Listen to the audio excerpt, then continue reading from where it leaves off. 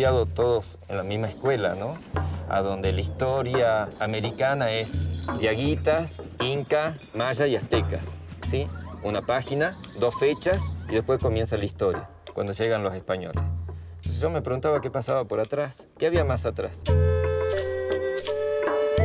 Más atrás había 15.000 años de historia, que la sabíamos por una cuestión de piel quizás, pero no figuraba en ningún lado.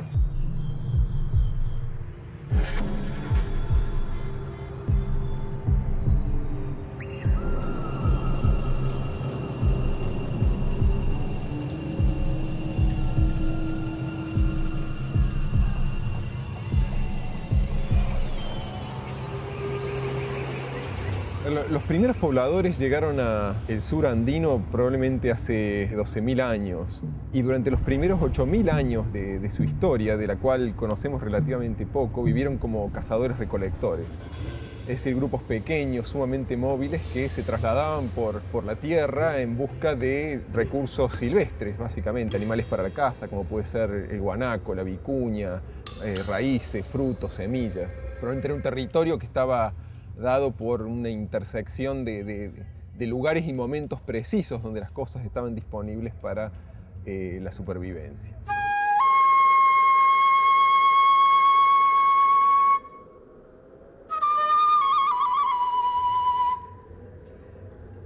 Y esta relación empezó a cambiar probablemente hace unos 5.000 o 4.000 años, cuando estos cazadores empezaron a manipular algunos animales y algunas plantas.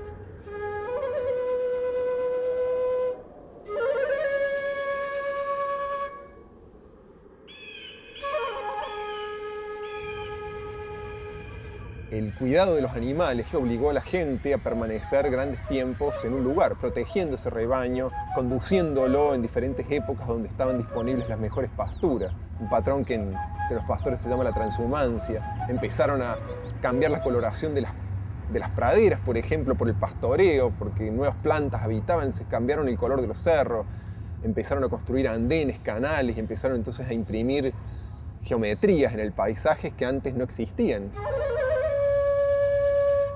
Esto trajo otra forma de instalarse en el espacio y el desarrollo de nuevas tecnologías, como la arquitectura.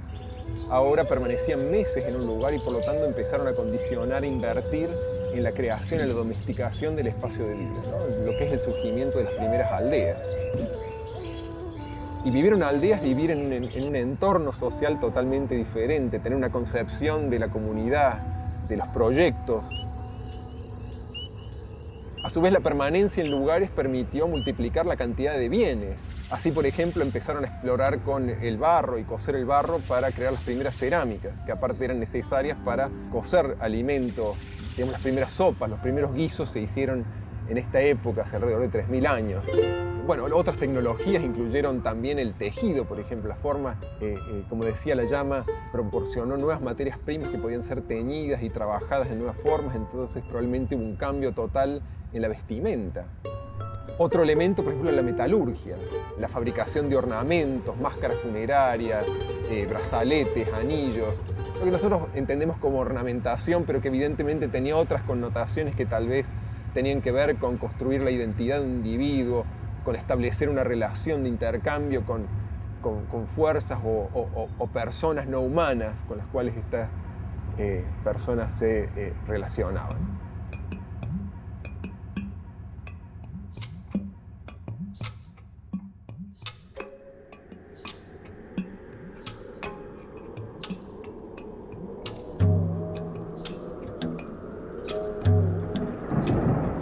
¿Por qué llega una tormenta y se producen los rayos, el trueno? ¿Quién explica eso?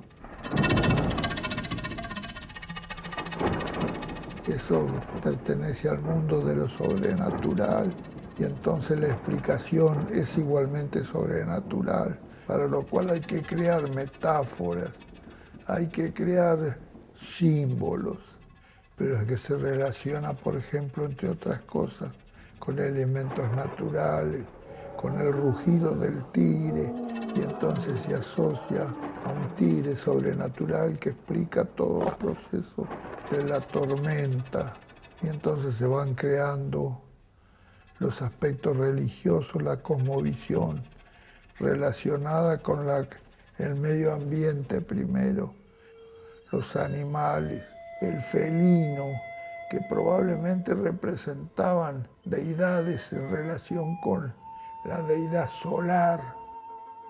Esas imágenes a menudo son las creaciones de los chamanes.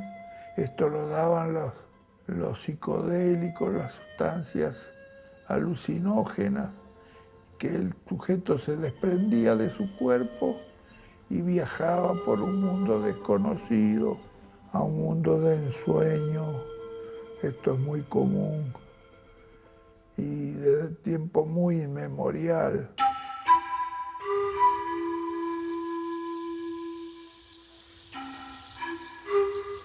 ¿Cómo es la concepción del mundo de la gente andina, no? Quizás no en las conciencias de las personas, pero es como si fuera vivido de ese modo, ¿no? Hay un mundo que es donde estamos nosotros, hay un mundo del subsuelo, y hay un mundo de arriba, donde están los santos también, ¿no? Y donde está el sol, y donde están otras fuerzas, el viento. En el mundo de abajo están los supas y los diferentes diablos, ¿no? Y otros seres malos y peligrosos, ¿no? Pero siempre con el potencial de ofrendarlos y hacerlos jugar a nuestro favor. A favor y en contra de cada cosa, lo bueno y lo malo. Hay una relación dialéctica, todo efecto tiene su contrario. Entonces ahí aparecen los aspectos de la dualidad en el mismo sujeto. El dualismo está generalizado en todos los pueblos, algo que está íntimamente relacionado con la forma del pensamiento. Por un lado espacio y por el otro tiempo.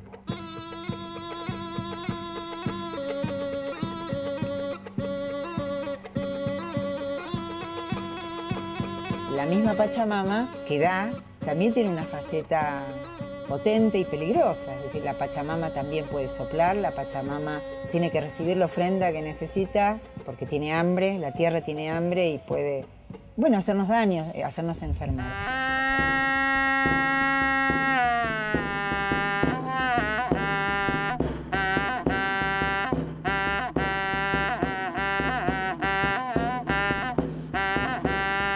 Primerito la coca y el alcohol a la pacha. Y si no cumple, es lo que me pasó a mí para Año Nuevo, yo siempre un poquitito he hecho para la Pachamama. Esa noche no hice nada, al otro día casi me quiebro la mano, mire cómo lo tengo hasta ahora. Y la Pacha espera cuando usted tal fecha le va a hacer su costumbre. Y si usted reniega, cae, reniega y es capaz de quedarse ahí así dura. El andino, desde esta época seguro y hasta hoy, vive en un mundo animado, donde los árboles, las montañas, las piedras, los ojos de agua tienen presencia, tienen voluntad, tienen conciencia, juegan trampas, tienen males humores. La naturaleza es un mundo poblado con el que hay que llevarse, hay que aprender a convivir como uno convive con las personas, ¿no?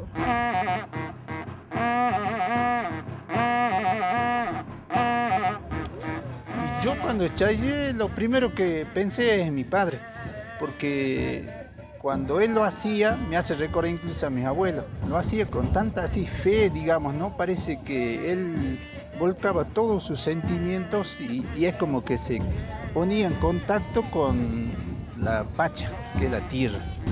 Y es un homenaje como para dar gracias a la tierra de lo que ella nos da, ¿no? Para poder sobrevivir.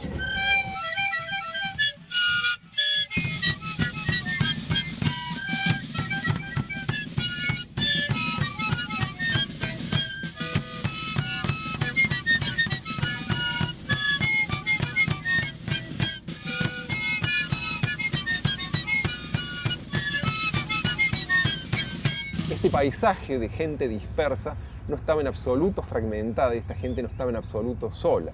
La domesticación de la llama puso a disposición de la gente un animal de transporte que permitió la organización de caravanas para el transporte de gran cantidad de mercaderías, y tenemos testimonios desde que el primer momento, hace aproximadamente 3000 años, ya estaban viajando caravanas de llamas cargadas, conectando lo que es el desierto de Atacama con el altiplano de Bolivia y la puna argentina, y la puna con los valles y quebradas de su borde oriental, como la quebrada de Humahuaca, el valle Calchaquí, y más allá introduciéndose en la selva, en lo que conocemos como la zona de Yungas o el bosque tucumano, ¿no? Conectando a toda esta gente que vivía dispersa en un mundo, una red social muy grande. Encontramos evidencias de intercambios transversales y bueno, también norte-sur. Y hoy en día las jurisdicciones nacionales, estatales dificultan, ¿no?, la circulación, pero todavía podemos encontrar bastante fuerza en las relaciones de las poblaciones campesinas que están a ambos lados de la frontera, por ejemplo, de Argentina con Bolivia o de Argentina con Chile. Desde el joven, 18 años ya empezaba caravana para Chile, para Bolivia. 7 días caminamos de aquí para entrar hasta San Pedro Atacama. Llevábamos chale y carne y nosotros de allá lo traíamos, primeramente más carga grande traíamos el chañar, orijón, trigo, maíz, azúcar. Esa era nuestra necesidad en estas zonas. Pero esas relaciones nos hablan de, por un lado, por supuesto, de la continuidad de un saber del territorio, del conocimiento y también de la naturaleza de las economías domésticas, ¿no?, en las que se desenvuelven las poblaciones originarias hoy, ¿no?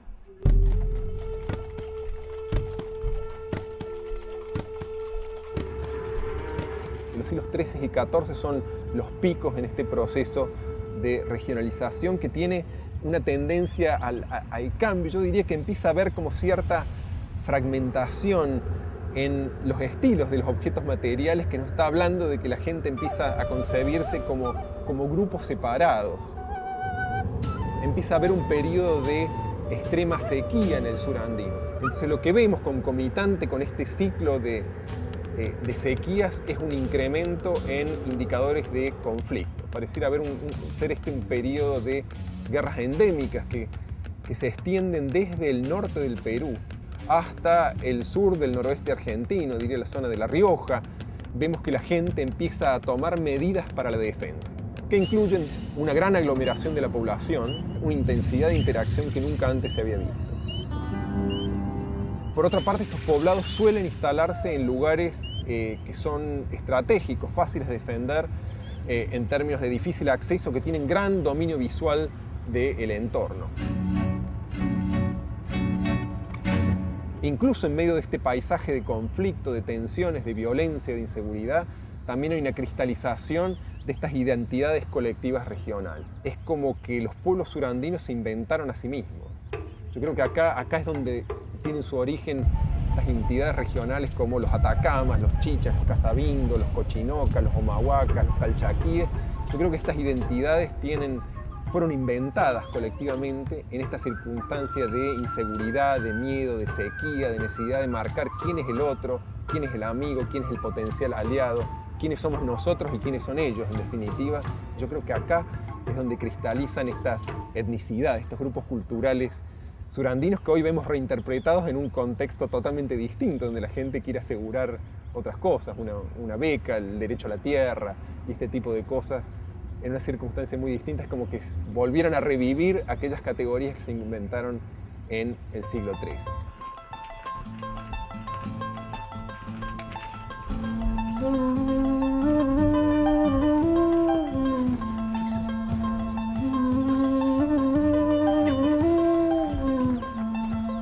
Yo creo que más que nada la gente, los Humahuacas, las primeras personas que estuvieron acá, yo creo que tenían un pensamiento así como comunitario. Ellos no tenían mucho, no tenían casi un orden jerárquico así como los demás que vinieron después. Y para mí que, bueno, tal vez un poco hay que valorar eso y hay que rescatar. ¿Por qué? Porque ahora no vemos eso. Nosotros vivimos en una sociedad totalmente jerárquica y donde, bueno, hay unos que tienen más beneficios y otros menos. mucha gente por acá que se han ido a Buenos Aires. Y ahora están por volver otra vez. Todos son arquitectos ahora.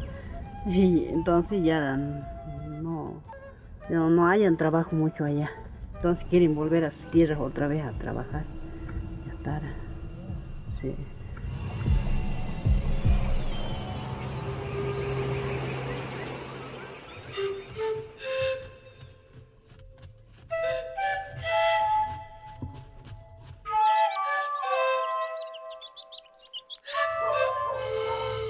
La organización social en gran parte de los pueblos andinos estaba centrada en una unidad que se llamaba el Ayllu.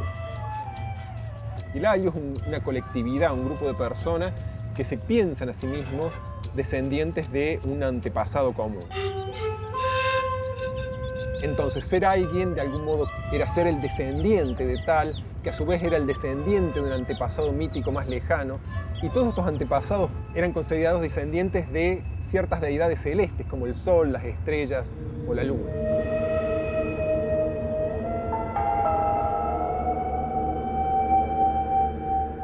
Lo interesante es cuando los incas conquistan el sur andino, entonces necesariamente parte del proceso político no solo fue tomar control de los recursos económicos, sino que en un sentido más profundo fue un cambio cultural, ya que era necesario reformular esa memoria en la cual estaba basada la vida política que ellos estaban alterando. Y el Inca lo hizo de acuerdo a la misma lógica del parentesco, donde esas entidades políticas habían surgido.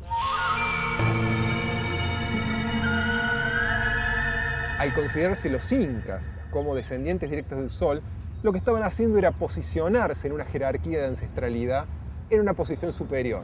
Es decir, viene el sol, vienen los incas, después vienen las montañas tutelares de cada región, y después vienen los antecesores locales, y después viene mi abuelo, y después venimos nosotros.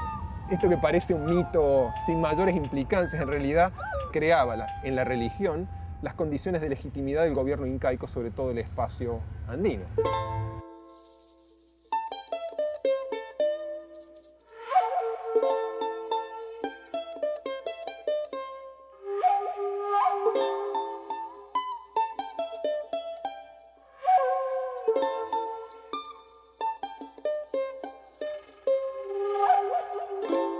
Hasta esa época, las guerras interétnicas eran muy comunes. Lo que van a hacer los incas del Cusco es que al vencido lo incorporan y le obligan a pagar tributo. Tributo que en el sistema inca siempre es en energía, es decir, tanto tiempo de trabajo en favor de las tierras del Inca, las ceremonias del Inca, de la construcción de caminos. O construían pueblos nuevos o construían, por ejemplo, Quilmes o Tilcara, algunos sectores sobre pueblos ya existentes. De manera que realmente la ocupación inca es muy notoria y en las zonas más rebeldes es más notoria la ocupación, porque han tenido que instalarse con más fuerza para poder controlar la región.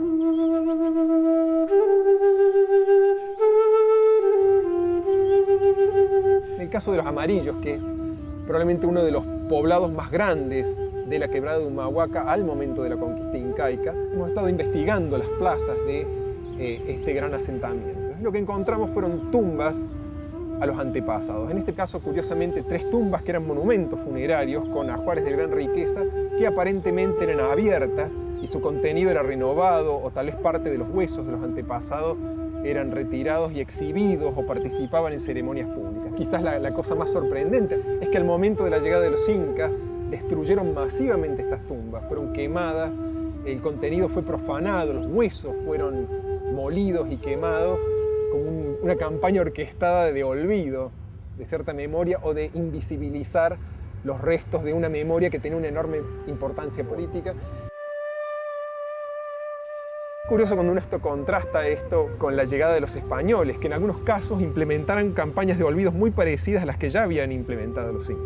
Por dar un ejemplo, en el Cusco, sobre el Coricancha, el Templo del Sol, se construyó la iglesia de Santo Domingo, invisibilizando lo que era el centro del culto al sol por la construcción de una gran iglesia.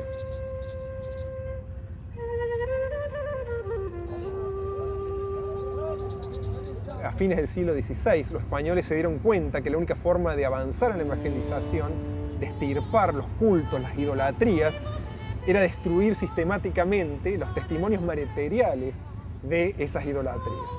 Entonces iniciaron una campaña de documentar todas estas costumbres paganas y de destruir todo tipo de ídolo o de santuario o de lugar donde fueran practicados estos cultos. Y uno de los centros de estas campañas de idolatría fueron justamente las momias de los antepasados. Los españoles eliminaron por completo este concepto de la genealogía o de la descendencia de los poderes naturales como una fuente de legitimidad del poder. Lo que daba legitimidad al gobernante en la sociedad colonial era haber sido nombrado por las autoridades y, última instancia, la voluntad del rey.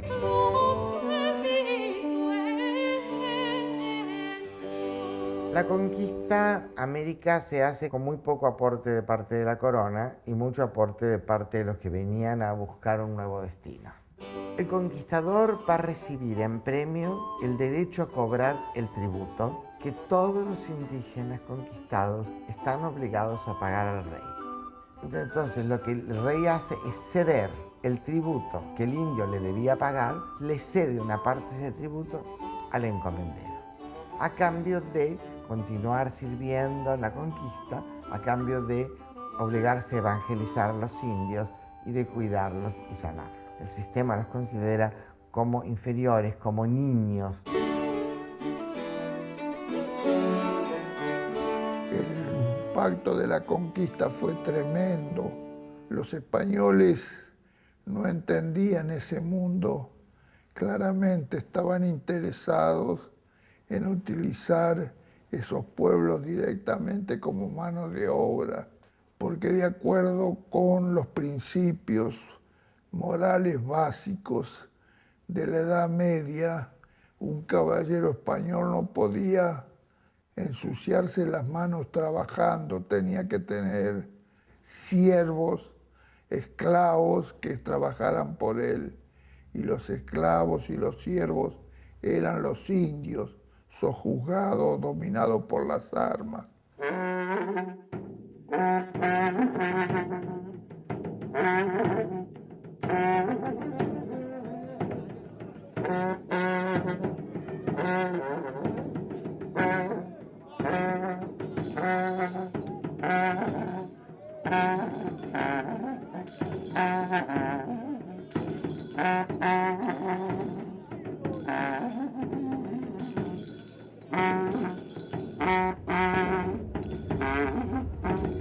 Podemos marcar a partir del siglo XVI un deterioro, podemos hablar de una hibridación progresiva en diferentes lugares o diferentes estrategias que utilizaron poblaciones locales para responder a las circunstancias que tenían que enfrentar, que fueron distintos en diferentes países del mundo andino y por lo tanto distintos en diferentes partes de este sur andino que hoy está dividido entre tres naciones, que son Bolivia, Chile y la Argentina.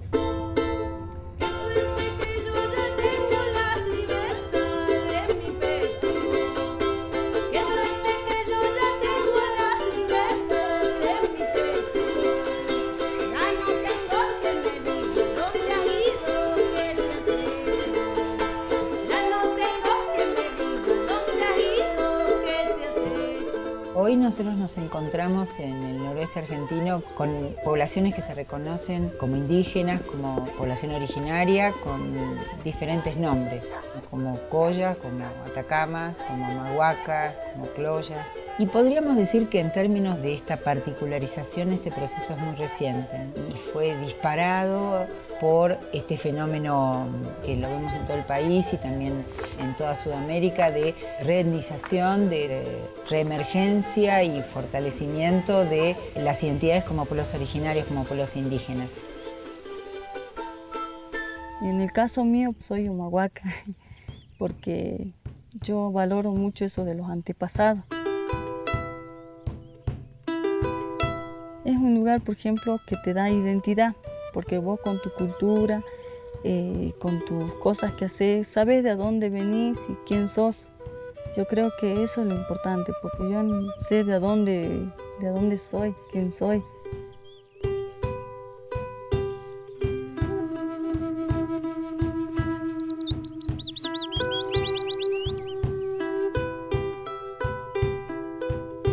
Algunas veces cuando la gente mira una práctica de un aborigen que se ha vestido con un vestido tradicional o practica una ceremonia de la Pachamama, la gente sospecha si esto es auténtico o no. ¿Esto es tradicional o la están haciendo para el turista? Esta preocupación por la autenticidad en realidad está basada en una idea totalmente errónea de lo que es la identidad. No existe tal cosa como una identidad que es parte esencial de las personas. La gente va siendo a medida que va viviendo y los pueblos van siendo lo que son a lo largo de la historia y a través de hacer lo que le toca en sus circunstancias.